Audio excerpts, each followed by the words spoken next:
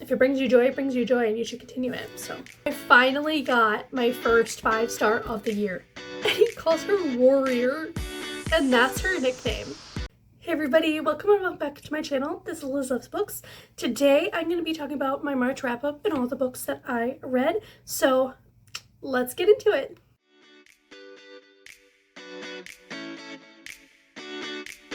So the first book that I read in March was Archer by Dr. Rebecca Sharp. This is book 1 in the Reynolds Protective series, and you'll have heard me talk about this book a little bit in a previous vlog. If you've watched that, my Indie Taste Test reading vlog, this is the book that I read for that. And I gave this book 4 stars, so we had a good start to March. And this was a really enjoyable read. It was kind of a romantic suspense, and it was based off of characters from the Criminal Minds Behavioral Analysis Unit. And this first book followed our MMC, his name is Archer, and our FMC, Kira. And basically Archer is a portrayal of the BAU's like head guy, Aaron Hotchner. If you remember from Criminal Minds, he's very similar to that character. And it was better than I thought it was going to be. I wasn't sure if it was going to be like too cheesy, and mind you, there were cheesy parts. I feel like there always are cheesy parts in romance books, and that's just what you get. So I kind of went into it with an open mind and was like, don't be too harsh on this book. It doesn't need to be like a literary masterpiece. And I didn't. And so then I gave it a 4 stars. So that was really nice. So basically, our FMC Archer, he's kind of grumpy, quiet. He's an extremely protective guy. He is the head of him and his brother's agency, which is called the Reynolds Protective Group. They're kind of like a hired on bodyguard kind of company, I guess you could say. Our FMC Kira is about 10 to 12 years younger than her, so there is an age gap there if you like that in your romance books. And she kind of embodies a little bit of the victim characters from Criminal Minds, except she doesn't consider herself a victim. She has really pushed her to not maintain that, description of herself. And Archer is tasked with protecting her, and this starts off with in the past, and then it jumps into the future, and Archer wasn't able to protect her in the way that he wanted to, and then eventually she ends up moving to his small town and trying to start a new life, opening up her tattoo shop and moving away from the life of crime that her father was involved in with the Boston kind of mafia is basically the vibes it gave me. I just enjoyed the book. It's, like I said, it's not a literary masterpiece. It was very spicy. There was really fun tattoo scene in it. That was fun. If you like romantic suspense, or you're like romance but you're just kind of tired of the same old, and you're a big kind of mystery thriller fan, I would suggest trying romantic suspense because you have the romance and thriller aspect of them. I didn't end up guessing who was the big bad in the end, so that was also a plus. So if you're interested in that, I would definitely look into it. The next book that I read was You Did Nothing Wrong by C.G. Drews. I read this as an e-arc. This was their adult debut. It's 3.93 average rating on Goodreads. And I gave this book a 4 stars as well. But I rounded up to a 4.5 because I didn't guess the big twist at the end. So I was like, okay, we're going to give it a little point up for that. Basically, my review said that C.G. Drews did a really good job immersing me in this isolating world that consists of our FMC Elodie and our MMC Bren and Elodie's autistic son Jude. That plays a really important part in the book. And it was nice to see good autistic representation because C.G. Drews does identify as autistic, so they are writing with their own voices and their own experiences, so you know that it's not going to be contrived or inaccurate. And since I've worked with kids on the spectrum around the age that this child is in the book, a lot of it, I'm yes, 100%. I've witnessed kids that are just like this character. And I was kind of physically reading it and listening to the audiobook flip-flopping between. And the narrator, her name was Saskia Marleveld. She was really, really good for all 3 of the characters. I loved, she didn't make our character Jude sound like an annoying child. You know what I mean? Sometimes they make them just sound so weird or too old for their actual age. And I thought that was done really, really well. And if you want to get immersed in a very claustrophobic, dark, deceptive book, this is definitely one. C.G. Drews is known for packing the punches and not letting you go. It's just like a freight train going straight through. The one thing that was also really, really fun was both of our main characters were morally gray. And you kept flip-flopping between which one you liked more over the other, and it kept switching back and forth. I never had anybody that I was like, yes, I'm rooting for them. I would flip-flop back and forth, which I feel like is rare in thriller books. A lot of times you're just really annoyed by anyone who's not the protagonist, or you're extremely annoyed by the protagonist too. And I also felt so deeply for Jude. Like I said, the autistic rep was fantastic. Again, I didn't guess any of the twists that were occurring in this book, and I was really thrown by the twist. It's a really, really good one. And so I would definitely look into this book and listen to the audio if you have it available to you. And then next I listened to Julie Chan is Dead by Liang Zhang. I gave this book a 3.5 stars. I was really enjoying it for the first half. The second half lost me a little bit. It got a little bit too unrealistic in my opinion. I had heard so many good things about this book, but I also heard really bad things because it has a 3.44 average rating on Goodreads, and I don't understand why it's that low. There wasn't anything like I necessarily overly disliked. I think it was just a little bit of that fantastical element was just not for me. Engrossed in the story, it follows our main character, Julie, and she has a twin sister named Chloe. They both got adopted through separate families when they were kids, and Julie is like really struggling to make ends meet, working at, I believe it's like a grocery store, it's like a bagger and things like that. And Chloe has become an extremely successful social media content creator and makes tons and tons of money, gets a tons of sponsorships, and she ends up using Julie for one of her videos by saying she got her a new house and like trying to make herself look good in the eyes of all of her followers. And it was so interesting because later on, Julie kind of takes over her sister's life in a sense, and becomes Chloe for reasons you'll find out if you read the book. But as I got further into the book, the side characters that were introduced and interacted with Julie were really getting on my nerves. It was a whole group of friends of Chloe's, and it started to get like really like cliquey and really like culty, kind of a little bit like Bunny by Mona Awad, and I hated that book. So I was like, oh no, I'm afraid it's gonna go immediately down. Although I did have really good discussions about the highs and lows of social media and how it can open so many doors, but it also close them just as quickly. Like if you do something wrong, people will cancel you like that.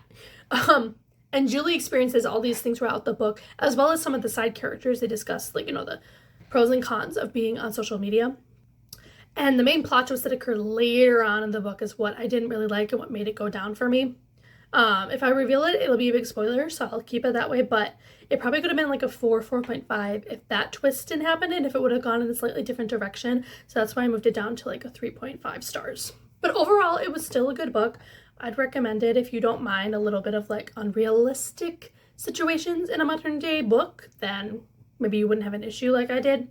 And then we moved to probably my lowest rated book of the month besides the DNFs, and that was Sea of Tranquility by Emily St. John Mandel. I give this a 2.5 stars, but rounded it up to a 3 on Goodreads, and this was my in-person book club book. And this was a sci-fi time travel book, which I know I don't like. So I was going into this with an open mind because I knew I probably wasn't going to like it. I was correct. But what was so interesting was it's only 259 pages. I literally read it in a day and a half. So like I kept reading it, so I was interested enough to continue that. But I was just like confused the whole time, but I just kept reading to find out what would happen. And so yeah, most of my rating was going towards the author's prose and their writing because it was really, really great. Some of like the better writing that I've read in a while. So basically that rating was for that. If it wasn't for my in-person book club book, I probably would have DNF'd it just to avoid having that low rating. But it's no fun to discuss in an in-person book club if you've DNF'd the book. And I did that with the previous one, so I didn't want it to happen again. And like I said, I was confused through most of the book, and I had no idea what was happening and why it was happening. And I know that happens a lot in sci-fi, and usually there's not an explanation, which really frustrates me in why I don't read sci-fi very much. And there was actually an explanation at the end. Kind of. There was just that vagueness, and I just hate the vagueness of it all. And yeah, so we're gonna move on because don't need to be dwelling on that. I finally got my first 5-star of the year. It's taken like 26 books, and like 10 TNFs, but I've done it. And it was funny though, because I had to kind of convince myself to make it a 5-star. At first I put it as a 4.5, and I was like, why are you doing this to yourself? And I took the day, thought about it, and I was like, no, this was a 5-star. You like barely had any issues at all. There was like one tiny issue that I had, and it was resolved in like 2 pages. So I was like, you're being too picky, stop it. And of course, it's a copy of a book that I don't actually have. I borrowed it from a friend, and now I need to purchase the actual copy. And that is How to Write a Love Story by Catherine Walsh. And this is a contemporary romance. And I loved this book so much. I've read 2 other books by Catherine Walsh, gave them 4 and a 4.5. So I'm not surprised that I finally got a 5 from this author. Oh, I just loved it so much. When I love books, I find it hard to actually explain why I love them so much. It's more just like a feeling. So I'm going to read my Goodreads review word for word. First in all caps, I finally have a 5-star in 2026. And so basically the review says, Catherine Walsh is such an underrated author. More people need to read her books. Her writing is so easy to digest, but also has so much depth to it. Her stories have realism and authenticity to them, but they can also get you out of your own head and give you that escapism feeling so many look for in books these days, which I know that I do. And in this book, we're following 2 POVs. Our MMC Sam is a literary agent and editor who is assigned to help Kira, our FMC, who is an author who's working on her late father's final book in his epic fantasy series. And Sam travels to Ireland to help Kira, who is in a writing rut, and gets to meet all the locals in the small town, which is called Carrick West.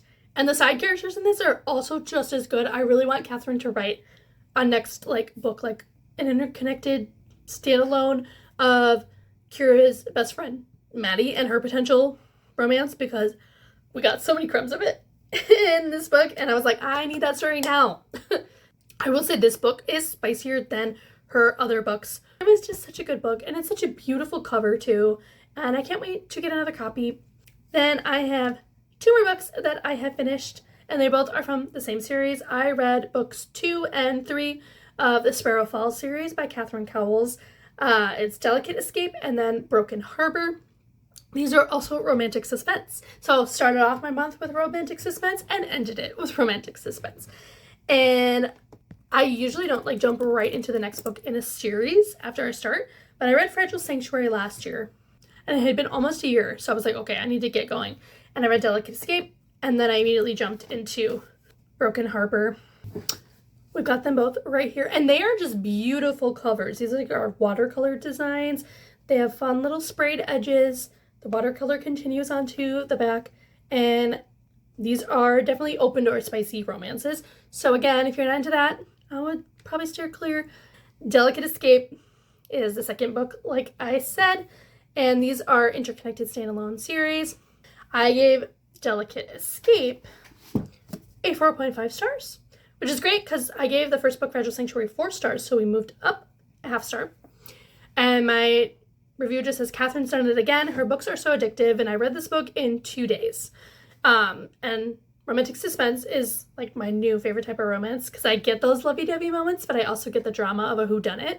And even better, I didn't guess the culprit in this one. I thought I knew who it was. I was incorrect. And Shep and Thea were the love interests in this book, and they were just so cute. I love how they supported each other through their ups and downs and good and bad decisions that they both made, and their connection was really strong, and it's so far my favorite in the series, even though I've only read the one other book. And I'm going to be diving right into Broken Harbor next, and it's funny because I actually probably read this book quicker than this one, although this one I gave a 4 star. I wasn't as obsessed with our MMC in this book as I was with Shep and Delicate Escape. This one follows Copeland and Sutton. He goes by Cope.